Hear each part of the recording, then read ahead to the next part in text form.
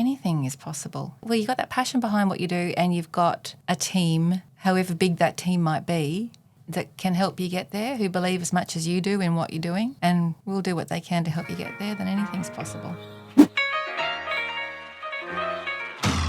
Welcome to the Success Times Happiness podcast, a platform dedicated to engaging discussions with inspiring individuals aimed at nurturing personal development. I'm Richard Thompson, your host, a father, entrepreneur, world champion Ultraman, and passionate about all things high performance.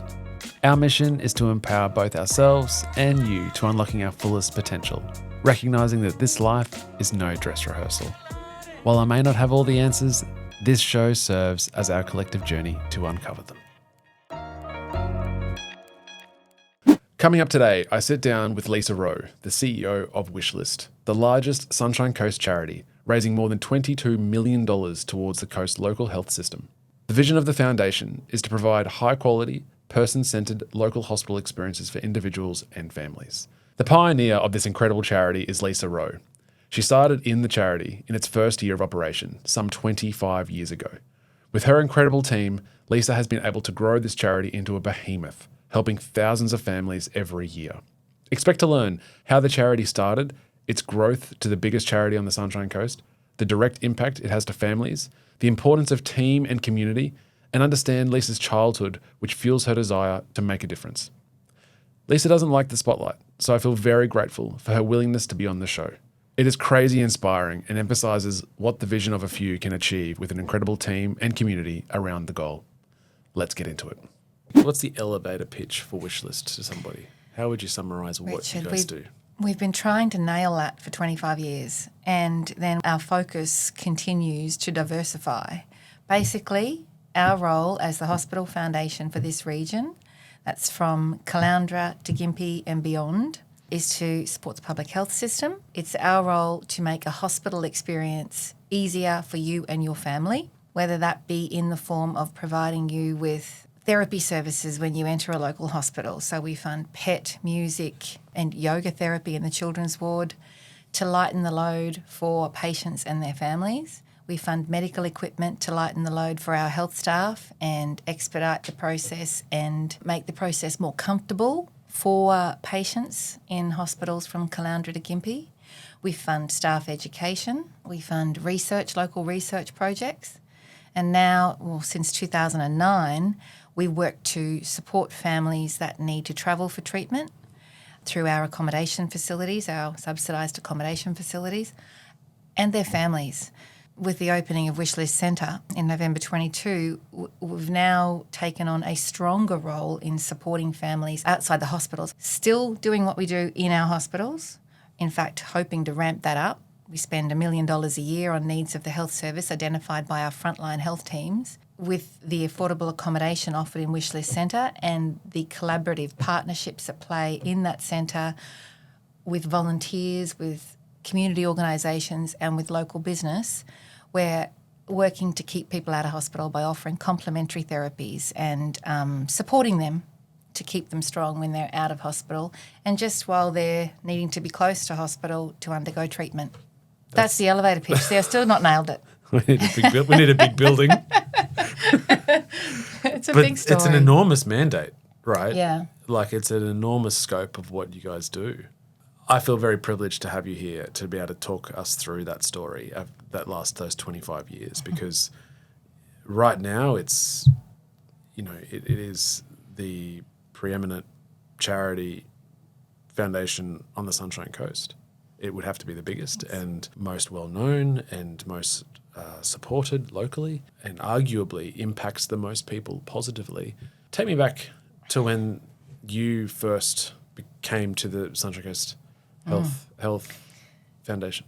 Back in 2001, I applied for a job in the Sunshine Coast Daily that kind of rounded off my experience and my life's journey to that point. I'd had a lot to do with hospitals as a kid, and so having worked in child protection for a bit, felt the need to move away from work that was quite confronting at times and dealt with, I guess, the worst side of humanity as I saw it then, and looked to a role that made my heart sing. I've said before and I'll say again.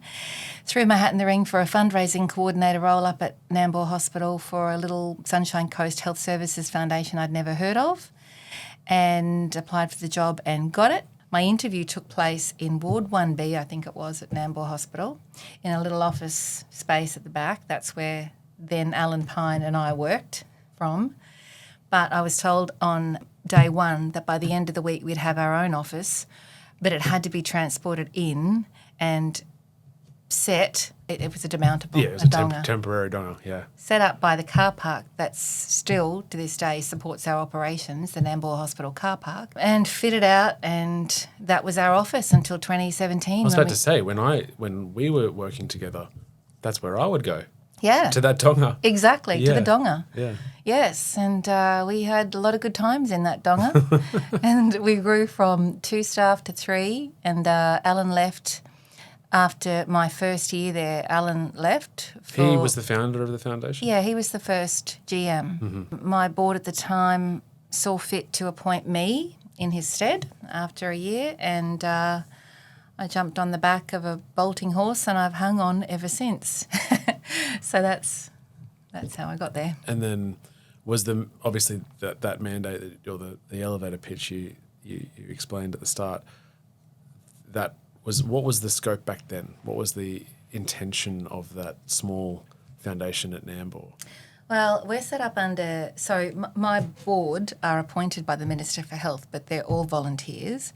So our constitution, we're a statutory agency of health, and our constitution is quite broad, but our objects are to support the needs of the Sunshine Coast Hospital and Health Service. How we do that has evolved, and while the constitution has remained fairly much so, which our objects have always been to support the Sunshine Coast Hospital and Health Service with our eyes very much firmly on community need.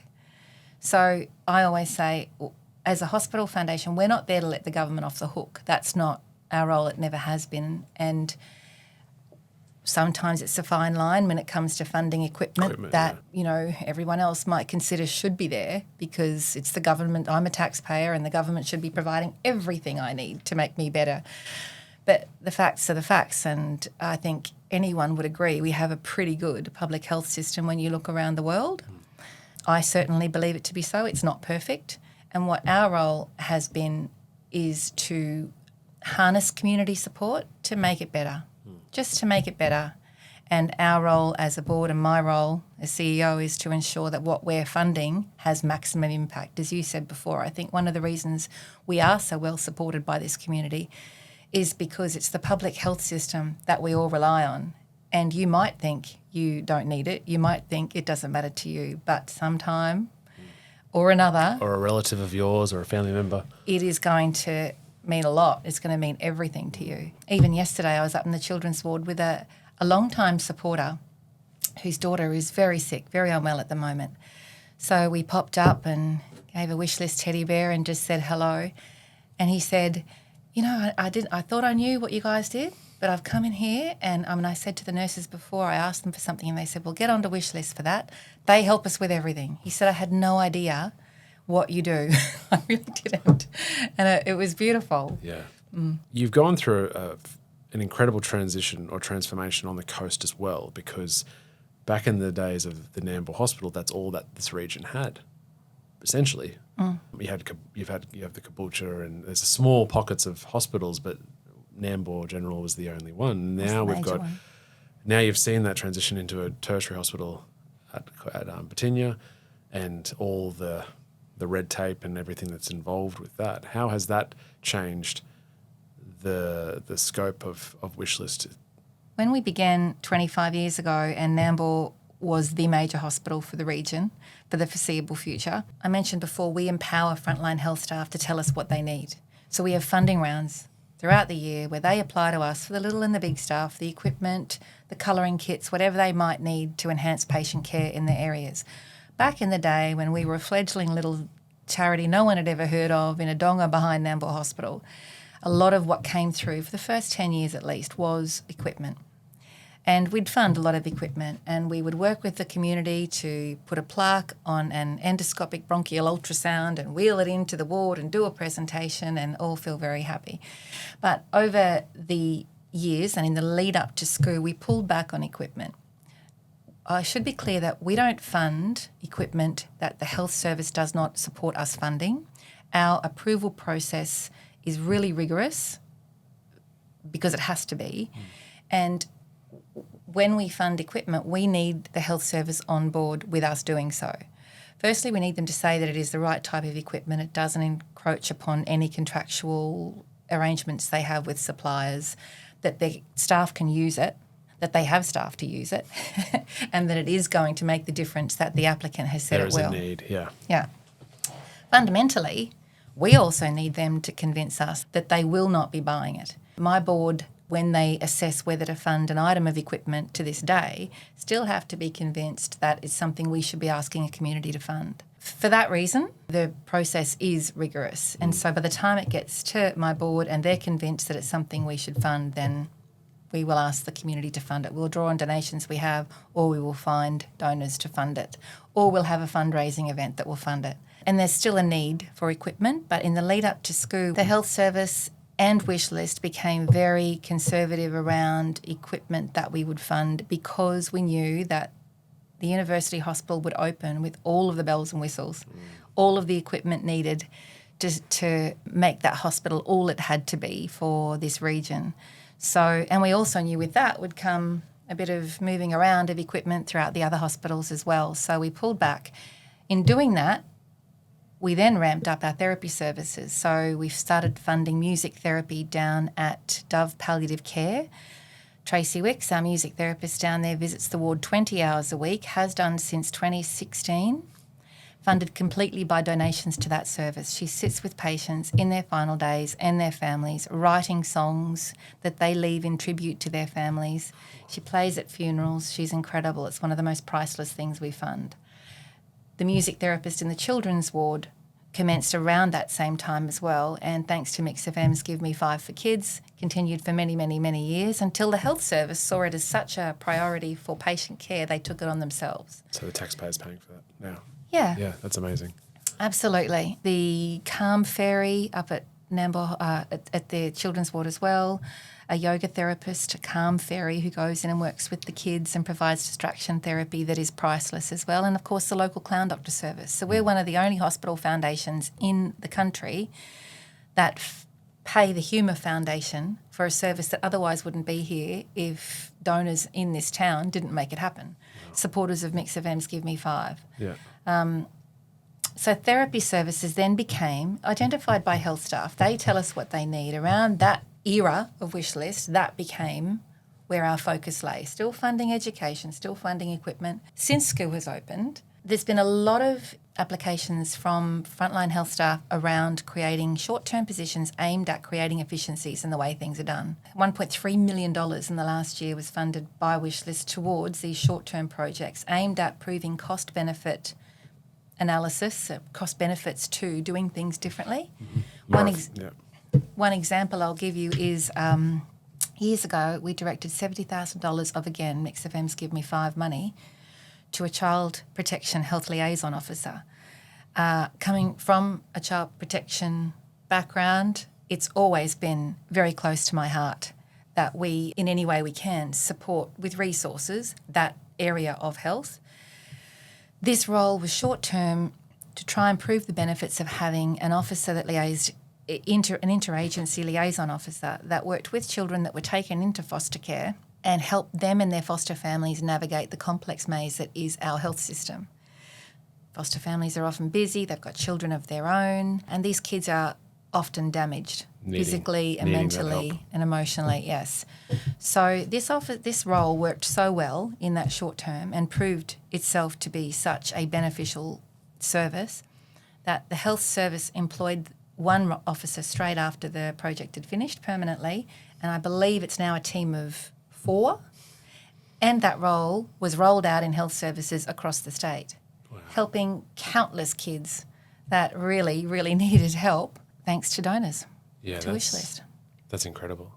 And there's many examples I could give of those types of roles that have just made such a difference in the way the health service works with patients and families. Talk to me now about the Osmar house or the Wishlist house that Osmar built, and with all the other suppliers and supporters.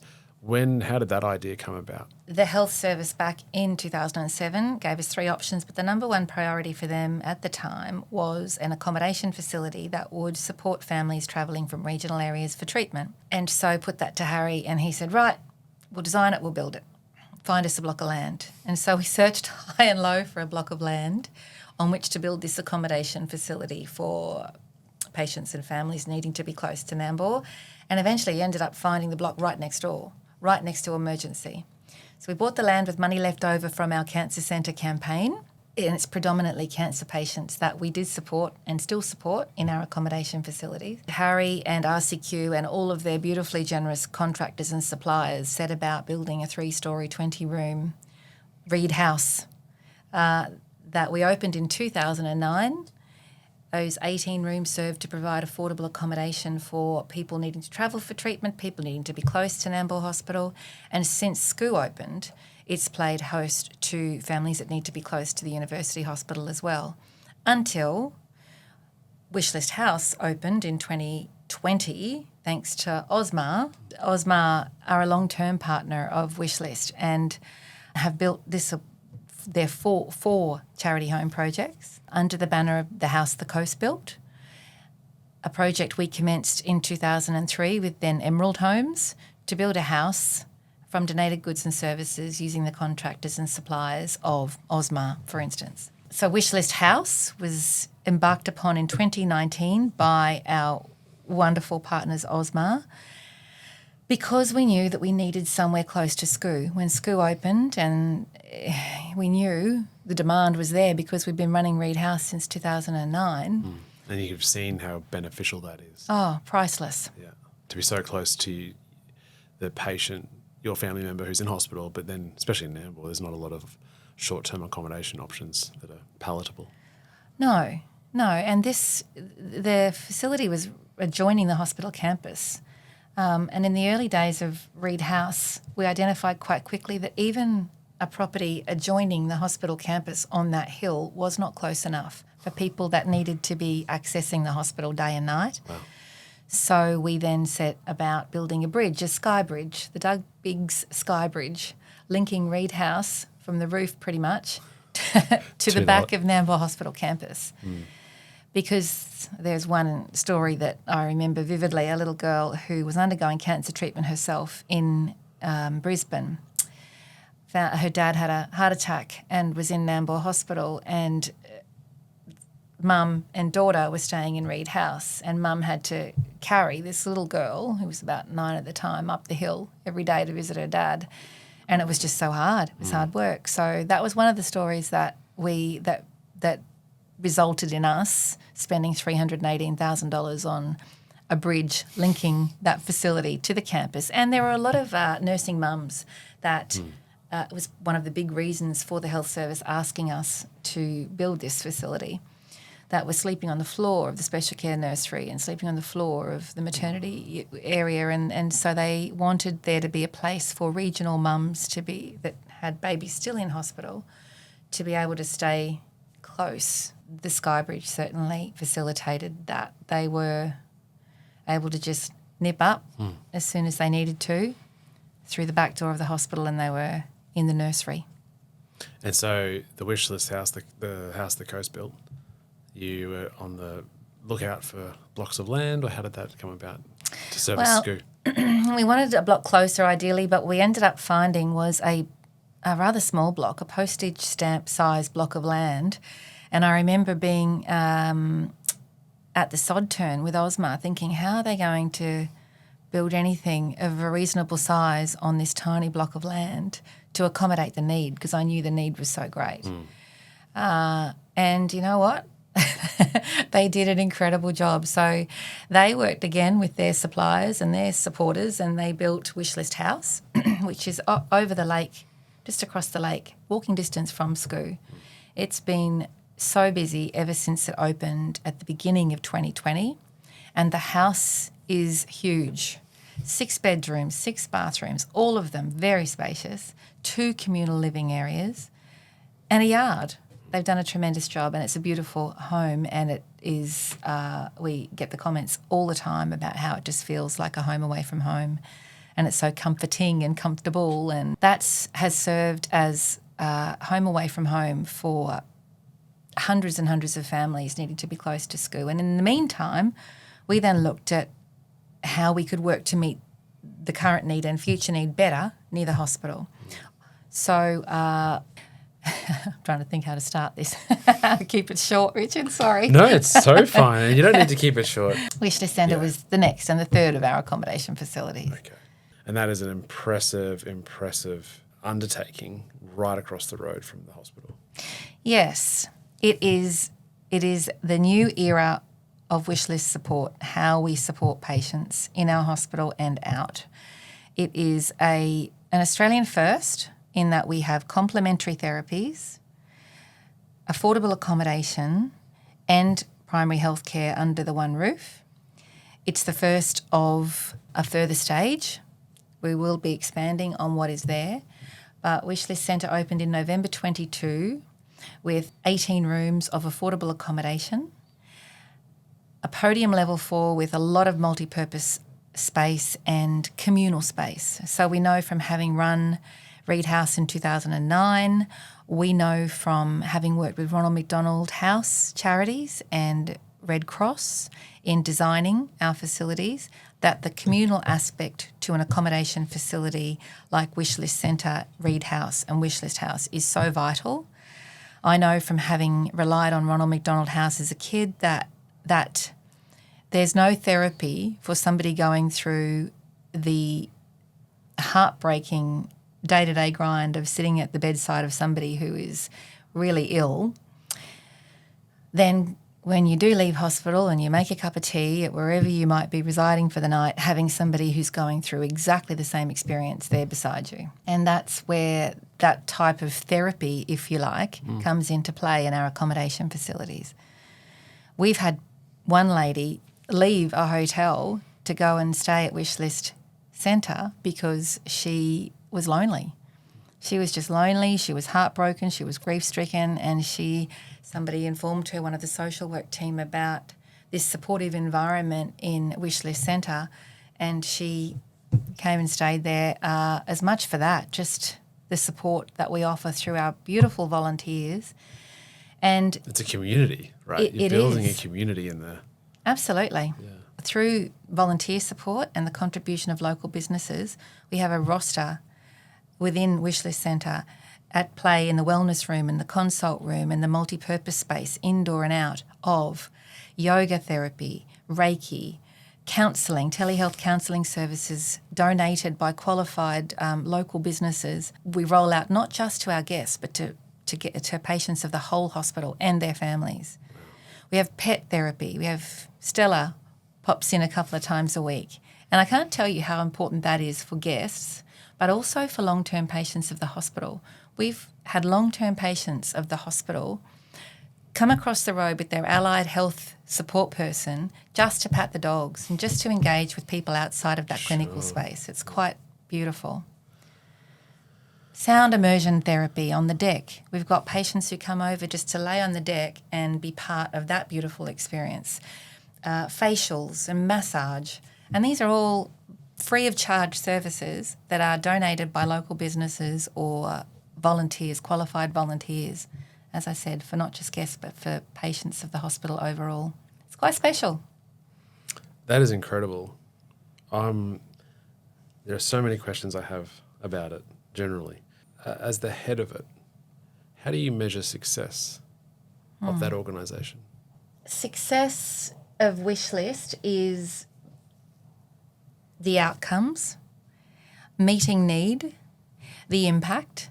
There's nothing I love to hear more that suggests to me that we are succeeding at what we do in a very big way than having the supporter I mentioned to you earlier, who relied on this team at the children's ward, say to me, they all recommended that we talk to Wishlist about our needs because you guys help them with everything. That to me is success. having awareness within the community of what we do and people telling me that they've been in a hospital and seen something at play that Wishlist has delivered. The opening of each of our accommodation facilities has been incredibly rewarding and humbling, and the fact that it's been a team contribution each and every time. It takes a team working with Osmar to build Wishlist House.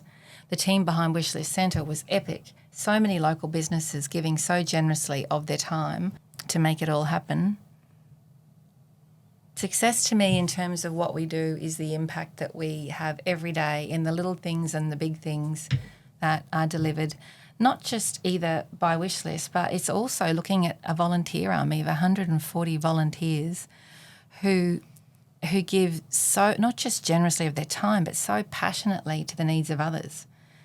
That team, thanks to Matt Walker, who used to be with Sunshine Coast, volunteering Sunshine Coast, is now a member of the Wishlist team. It's grown exponentially in the last couple of years thanks to his work.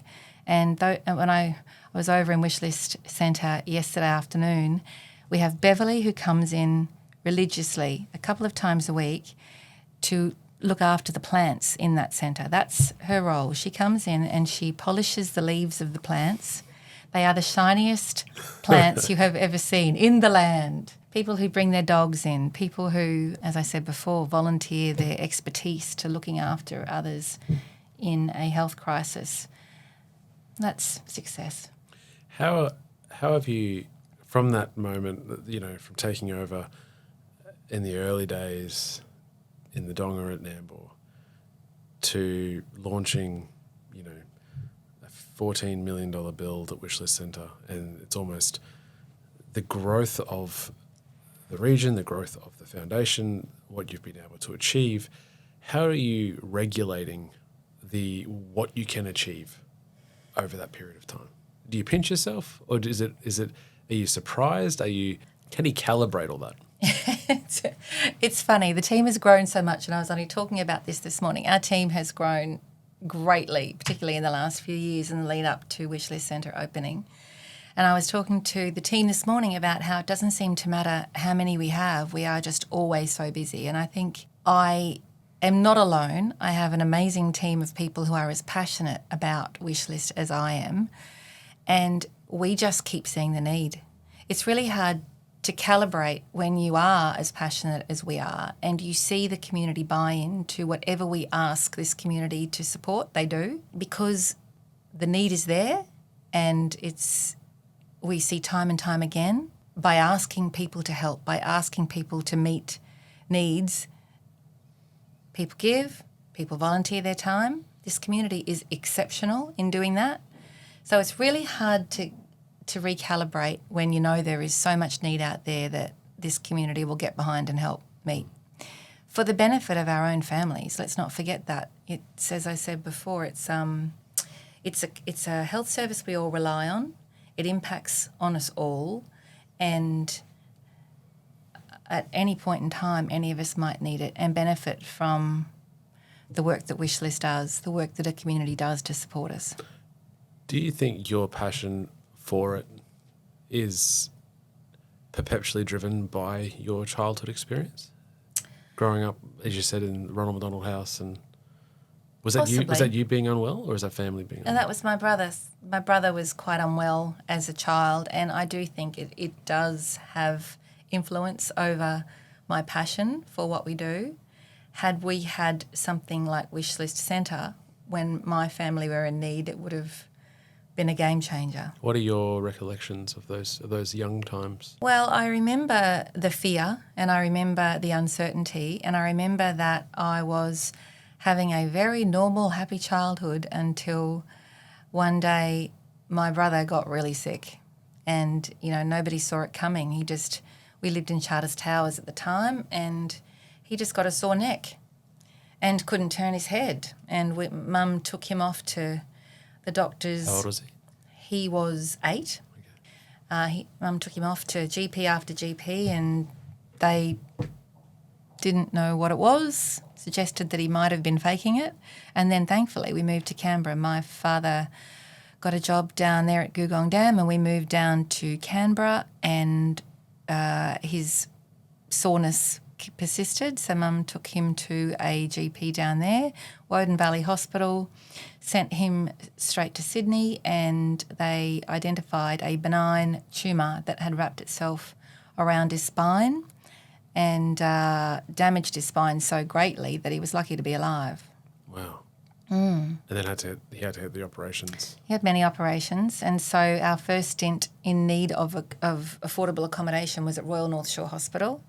And it was a really rare tumour, and they gave him a 5% chance of surviving the surgery. Were you And being told that at the time? yeah, totally. How old are you then? I'm 12. Wow.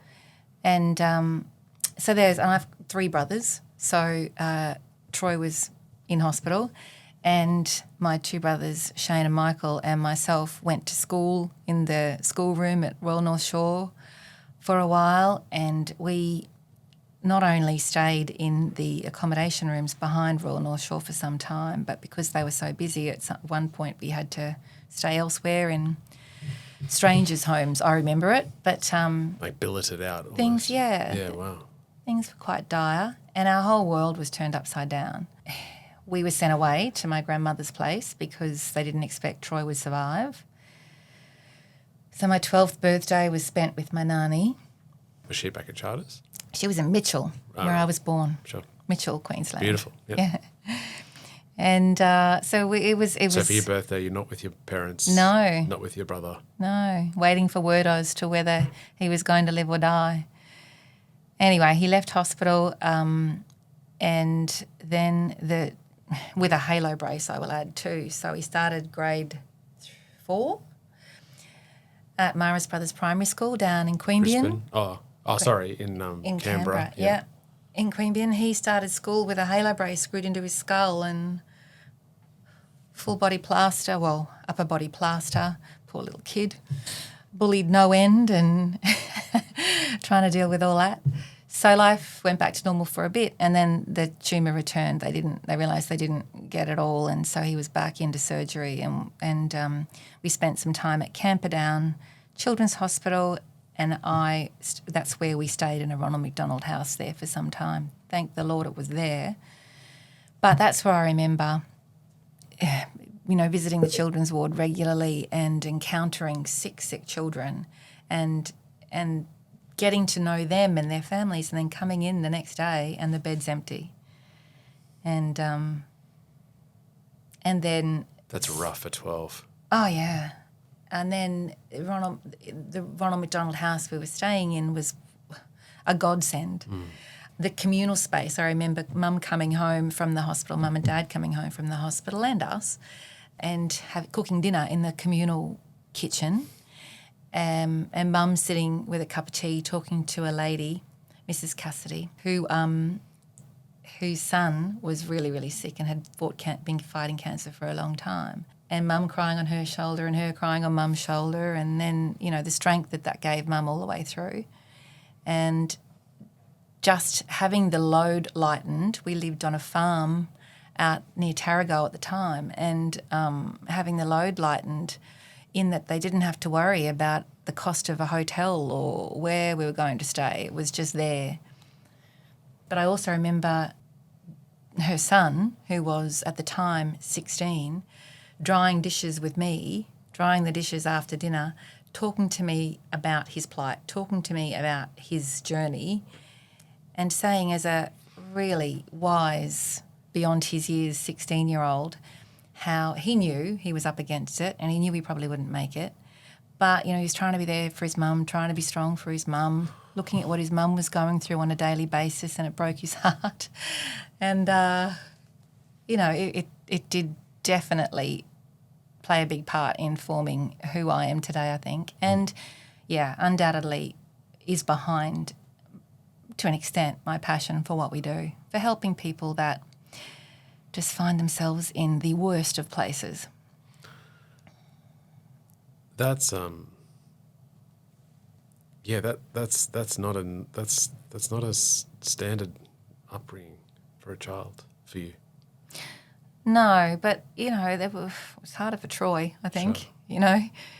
in talking to him about it quite recently, he said he was always thinking about mum and always thinking about dad. And if we've got for our Wishlist Giving Day, Jeremy is 15 and going through the cancer journey himself. And he said the same thing yesterday at an interview at Mix FM, that he's more worried about how his mum's coping than how he's doing.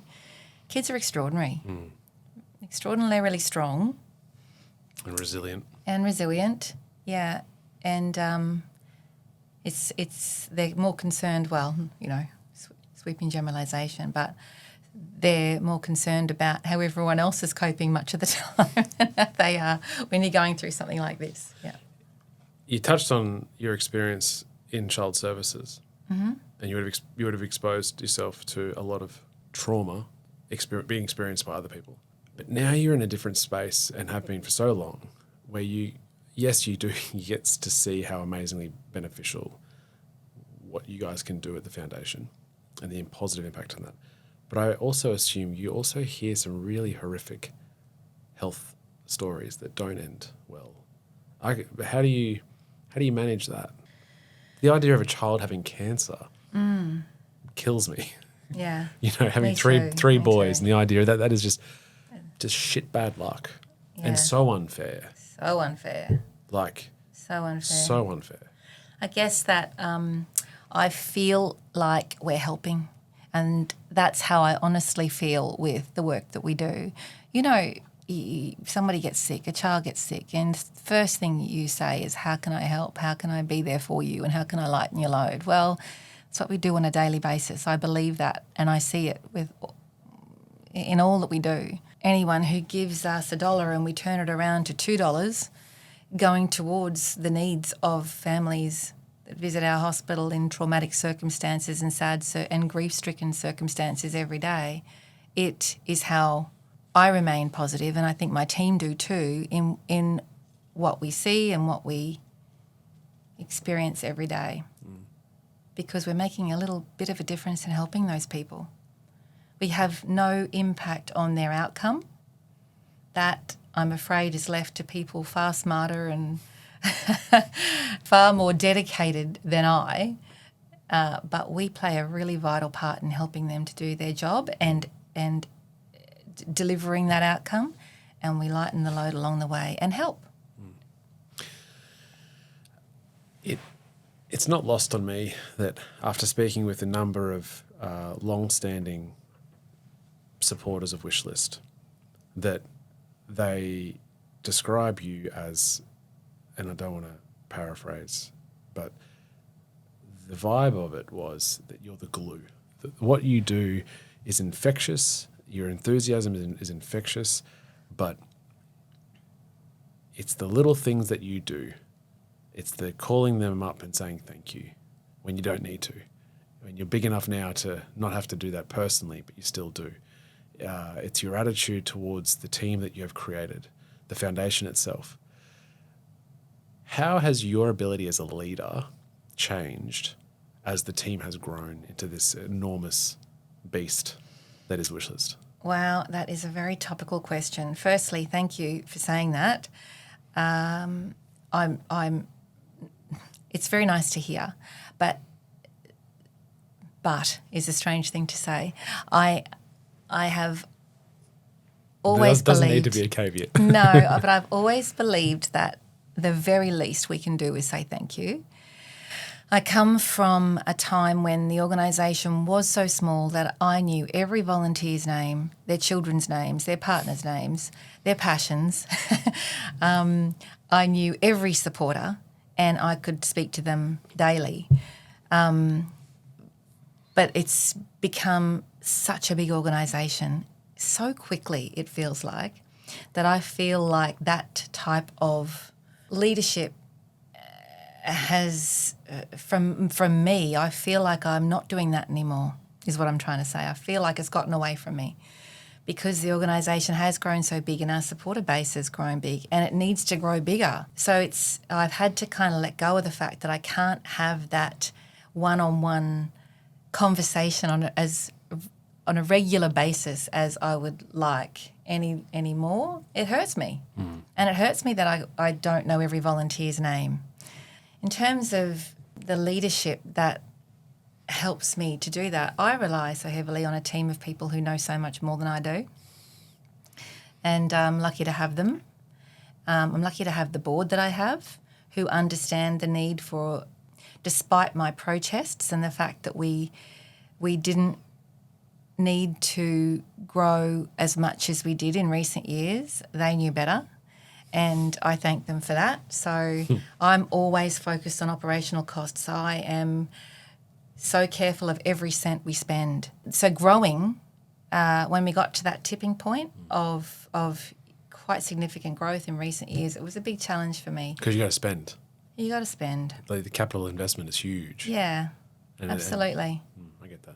And it came at the worst possible time too, because it was straight after COVID and, challenging employment times. As an employer, it was really quite an eye-opener. But it had to happen, and it did happen, because let's not forget, we have our job to do as a team of fundraisers, and the investment that we make, which is this year $1.6 million in the needs of local hospitals and local health services.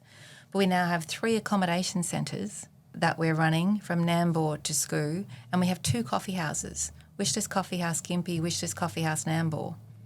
And that's 25 FTE, lots of casuals, part-timers and whatever, but... It's a payroll. It's a payroll. It's a big organisation, and there's just even more growth ahead, because we know there is so much need for more rooms close to the hospital, more support therapies for patients. How do you not get burnt out, Lise?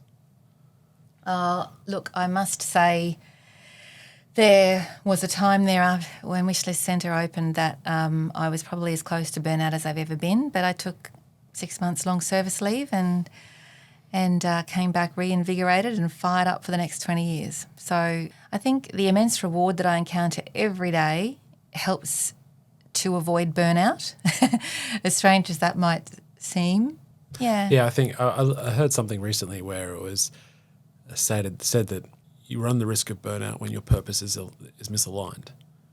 So the people who burn out usually is when they're spending too much time in whatever capacity that they do that is not fueling the passion or the drive or the motivation. Beautifully put. Yeah. That's exactly, I would agree with that wholeheartedly. And when you're in the thick of it, it's hard to sometimes realise what you're doing, or at least make that connection between what you're doing is linked directly to your purpose or to the purpose of what you're wanting to do. And so it's when you're in the thick of, if you're in the weeds and it's not, you don't feel that, even though there is the connect, that maybe there is even in reality that connects to your purpose, but if you don't feel it, then you're going to feel like you're pushing it uphill. Absolutely. And that's when the burnout occurs. The place has consumed me, I would say, for 25 years, and there's no sign of it slowing. And it's very much because of that purpose aligning very much with who I am. I guess I'm so curious with you, Lise, that you look at your resume of what you've been able to accomplish within the foundation, right? And let's back that up even further. Let's go. If you look at what the foundation has been able to achieve over the last 25 years, the growth of that, and then you get these people who are long-standing supporters who say, Lisa Rowe is the glue of this, right? It's through her leadership, her dedication, her focus, her ability to create team, all of that as a result of this propelling nature of the beast, of the foundation. Then you could, if you take anybody to look at what you've been able to do, they would go, oh man, like that is success, that is happiness, it is amazing. But I feel like over 25 years, you're someone who just goes, okay, we've achieved that. That's good. But what's next? What's next? Yeah. Why can't we go further? You're not necessarily hypercritical, but certainly like, is there a time where you go, shit, Lise, to yourself and go, oh, we've done good here? Oh. Or are you always just so focused to the future? Look, I don't agree that it had very much to do with me at all. By it, I mean the growth of Wishlist. I just think I'm a chick that got lucky 25 years ago in scoring a job that she loves.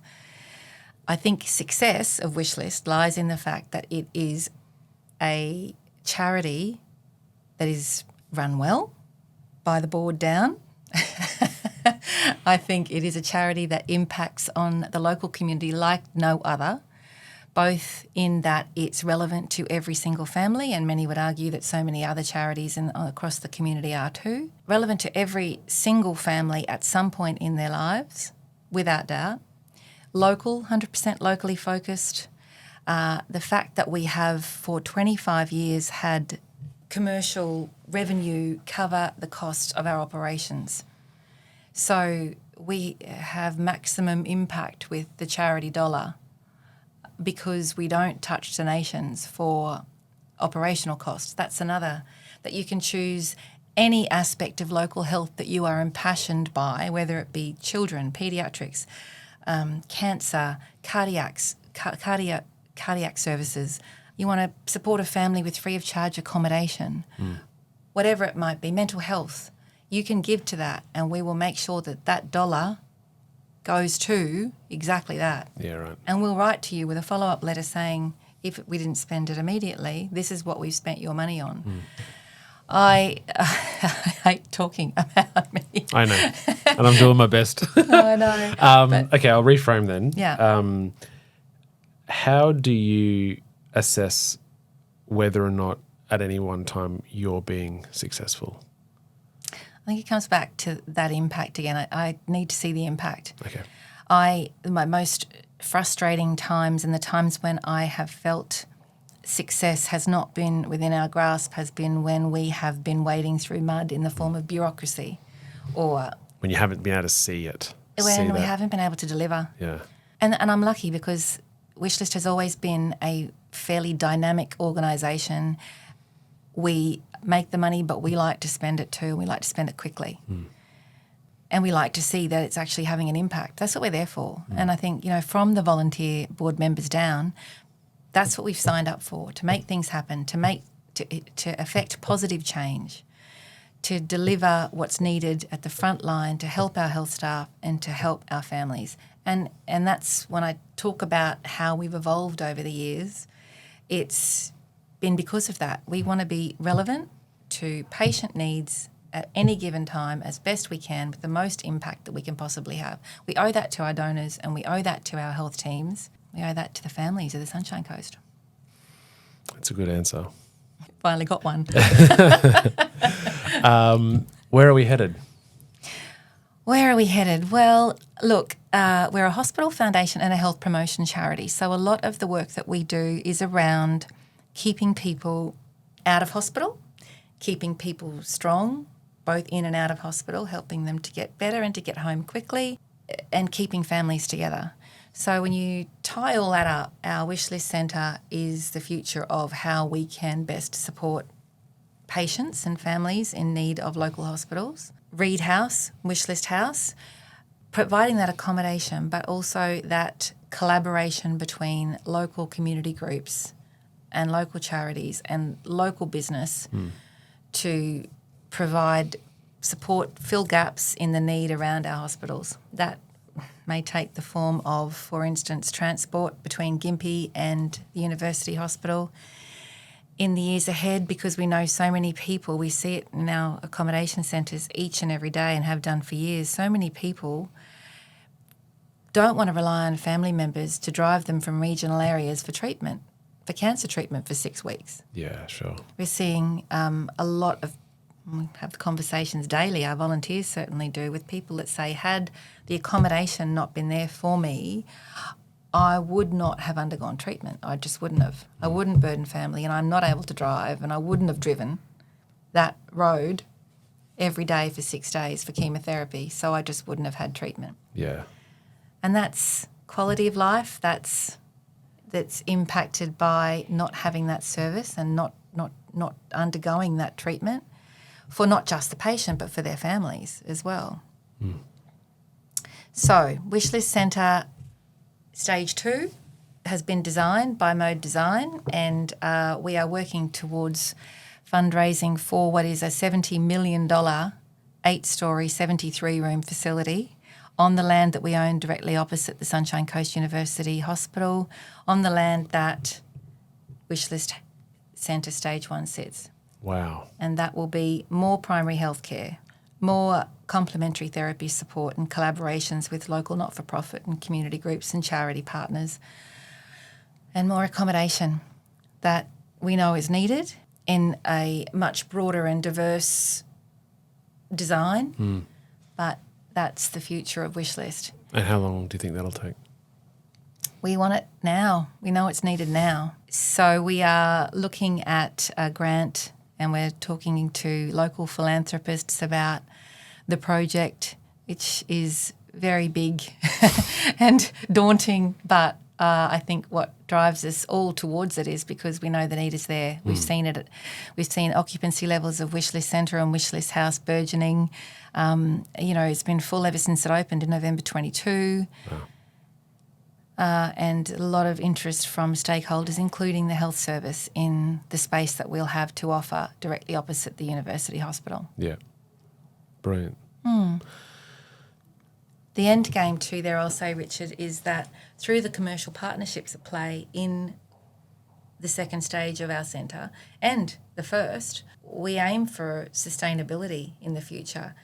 That's probably one of the most exciting aspects to the future offered by this facility is that there's a lot of charities out there shaking tins and holding fundraising events in this community and in every community across the country. So the smart thing for us to do would look at clever ways at which we can deliver services that benefit patients and families, ramp those up, collaborate with other charity groups to keep their costs down and help them to run more efficiently, those that have synergies in health and synergies with what we do and what we know is needed for patients at the hospital, and look at ways that we can be less reliant on fundraising through collaboration and through commercial partnerships. Look at ways that we can actually sustain ourselves without having to do that and sustain our growing investment in the needs of local health services. It's $1.6 million this year that we'll be spending, as I said before, and we need to ramp that up too. There's a lot of need within the hospital that we need to focus on, and that will require more of an investment. And so that the long-term sustainability of the work we do is also wrapped up in the next stage of our centre. So it's a win-win for everybody. Well, yeah, I mean, I don't need to tell you the amazing work that you've been able to achieve. How long do you think you've got in the chair before you'd retire? It's hard to say. I'm still consumed by it. I've got to say that. I'm still very much consumed by the work we do. I'm still very passionate about the work that we do. I am very fortunate in that we get to work with wonderful people, wonderful businesses like Osmar and Sunshine Toyota and all of the business partners that we align with at Wishlist, Mix FM, see a community rally for everything that we ask them to, and then we get to deliver the outcomes to local health staff that I feel really honoured to work with on a daily basis. It's a team I'm proud to be part of, and I don't know, I can't see what else I would do. I can't see where else I'd go, and I can't see it ending anytime soon, to be honest. The community of the Sunshine Coast is just so lucky to have you there.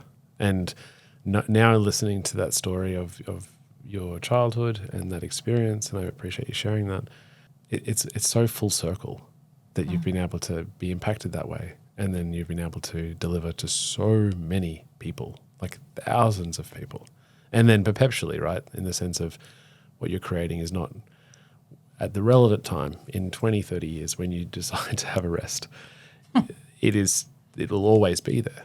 It'll continue. My word, it'll just keep getting bigger and bigger and, well, maybe not bigger and bigger, but more and more impactful. And the aim being that we do something pretty innovative here on the coast in the health space. And whether you want to call it a little health and wellbeing incubator that we're setting up across the road from the hospital, or whether you want to call it an Australian first comp therapy accommodation centre and primary healthcare space, it's something fairly special that I know we will end up completing right opposite the University Hospital that will do the Sunshine Coast proud. We need a lot of help to do it. And it might seem and feel like a bit of a pipe dream at the moment, but it's on its way. I think, if anything, what you at the helm been able to achieve is just a testament to what's possible. And you're only limited by your own imagination.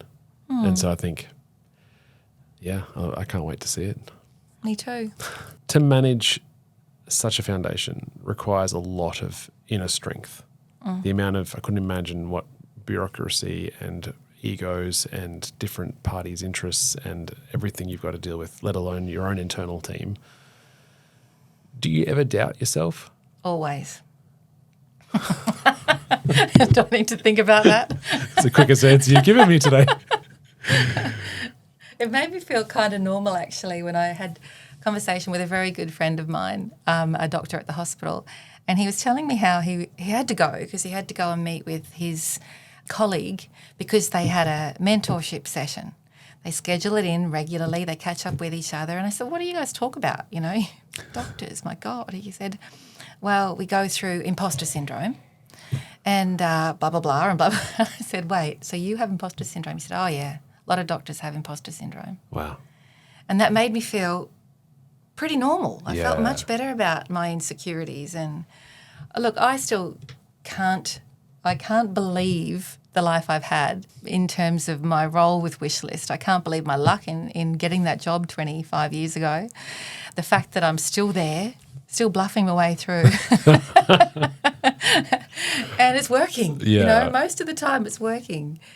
I say again, it's only because I've got a wonderful board of directors who believe in me and who help me every single day, and a wonderful team around me, because I'm just a little old fundraiser who started shaking tins 25 years ago and hasn't stopped. But it requires so much strength, right? Internal strength to Well, I could say the same of you. It takes a lot of strength to get up each and every day and roll on into work and do what you got to do. Sure. But again, if you got that passion behind what you do, anything is possible.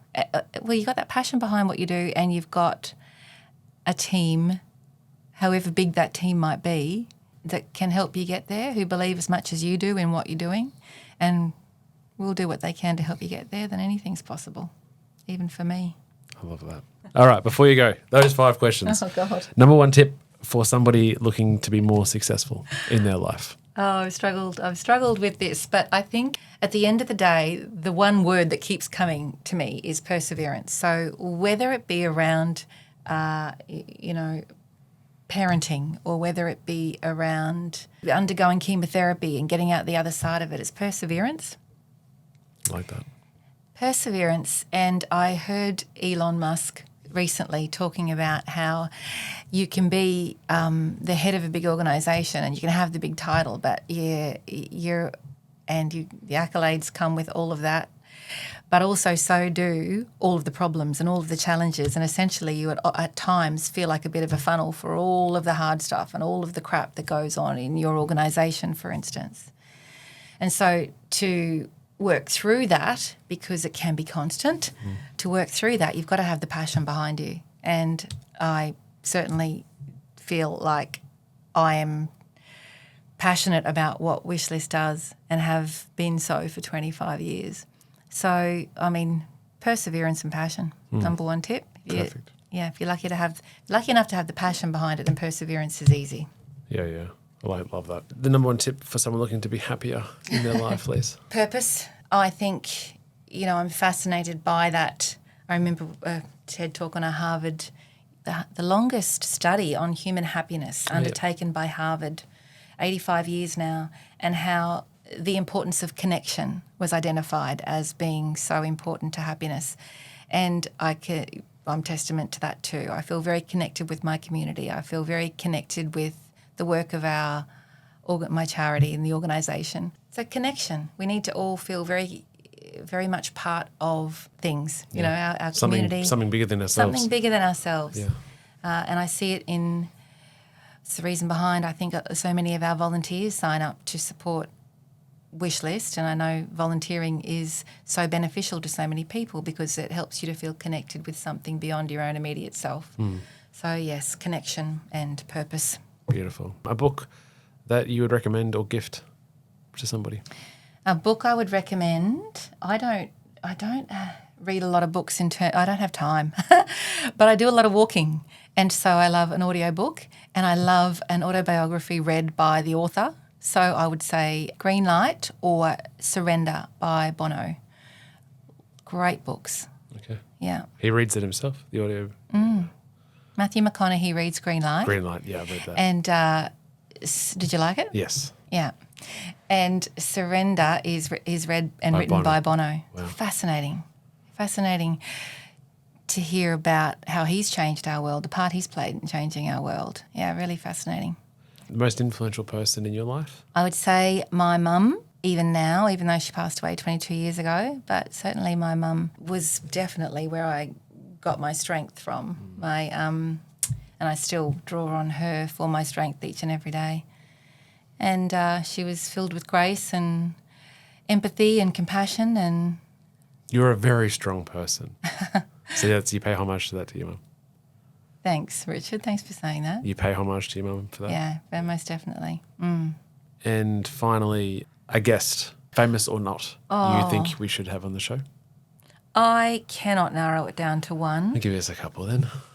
So I just love hearing stories about triumph over adversity, as do most people. So, and particularly those that have paid the biggest price through the loss of a child, for instance. So I know we've heard the story of the Morecambes so many times and the loss of beautiful Daniel, but I'm sure that they have so much more to tell about what they've gone through. And now, in the beautiful work that they're doing for all of our children and future children, I think that they would That's be a great idea. really great interview. Yep. Thank you for that. And then, so many people around town that have turned that awful adversity, that awful loss into something beautiful for other families. So Tanya and Mark Martin of Narellan Pools, who every year for the last 20 years have given a pool in memory of their beautiful little boy Sam. Sam's pool is auctioned off through Mix FM's Give Me Five every year, raises $30,000 each and every time, and they install that pool in memory of their beautiful little boy. Now, they are exceptionally lovely people and so generous and so strong and resilient and have had such an impact on the Sunshine Coast community through what they've done. So I think, they'd have a sad but inspiring story to tell, my word.